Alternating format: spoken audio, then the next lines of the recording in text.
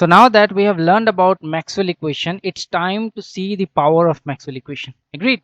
So why Maxwell converted this integral equation into differential equation and what he made out of it. That's very important to see. So let me write the Maxwell equation in vacuum. Agreed? So these are the 4 Maxwell equation and I will convert this Maxwell equation in vacuum. So what happens in vacuum? You see, in vacuum, there is no charge in vacuum. Unless you put the charge in vacuum, the vacuum does not itself carry any charge. So for the vacuum, del dot E can be written as 0. Okay, so for the vacuum, del dot E can be written as 0. Remember that we are writing these equations for the vacuum case. So till now we saw the Maxwell equation in general case, and these are the 4 Maxwell equation. We are going to convert it in the vacuum. Okay, what happens in vacuum? Now there is no current in the vacuum by itself unless you put the current. There is, so vacuum does not carry any current by itself, so you need to delete this part too. So you will be left with only this part. Agreed? Now everything is okay. These are all the vacuum equation. Now Maxwell did some small mathematics. He saw that he saw this equation del cross E equals to minus del B by del T, and he said that okay, let me take a dot product of let me take cross product of del cross E. So we can easily write what the cross product is. We can use the general formula and we get, so this is what we get. Now you see that this part is 0. For the vacuum we don't have any charge, so del dot E is 0. So you are left with what?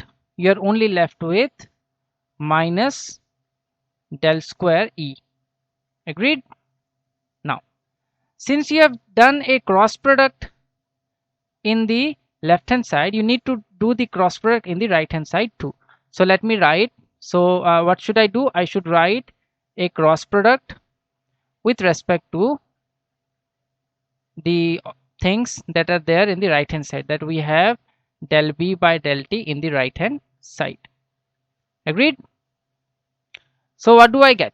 So I'm taking minus d by dt outside, so I'm left with, so if I take d by dt outside, so I'm left with del cross B. Okay, so I'm left with del cross B. So can you tell me what del cross B is? You can easily see that del cross B, we can use Maxwell's third equation here, and we can put, instead of del cross B, we can put mu naught epsilon naught del E by del T, and the outside del E outside d by dt will go inside, and we are left with mu naught epsilon naught. I will be having a del square E, okay, divided by del T. This is the thing that I'll get. Now since these two things are equal,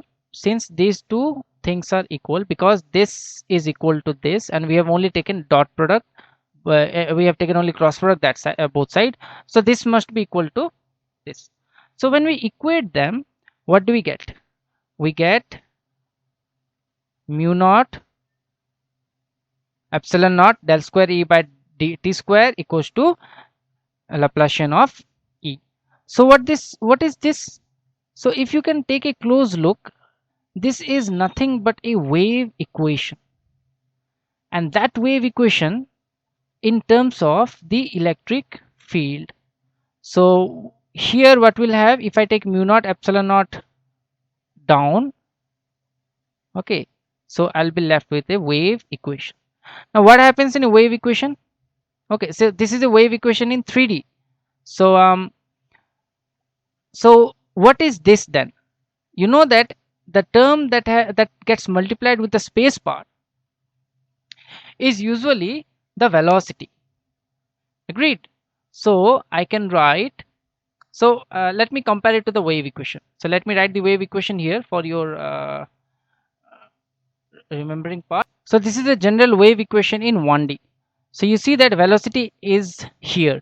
So similarly this is velocity. So I can write V equals to 1 by root over of mu naught by epsilon naught. Okay, and this was found to be the velocity of light. This was a landmark in the history of physics, because for the first time Maxwell was able to prove that there can be waves in electric field.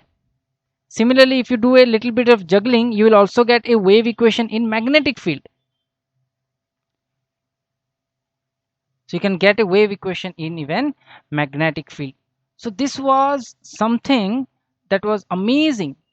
Maxwell was able to guess that there must be a wave, and that wave must be in terms of E field and B field. Why? Because you see, we are getting wave equation in terms of E field and B field. So Maxwell's guess was that there must be a wave which is made from the electric field and the magnetic field, and that wave he called as the electromagnetic wave.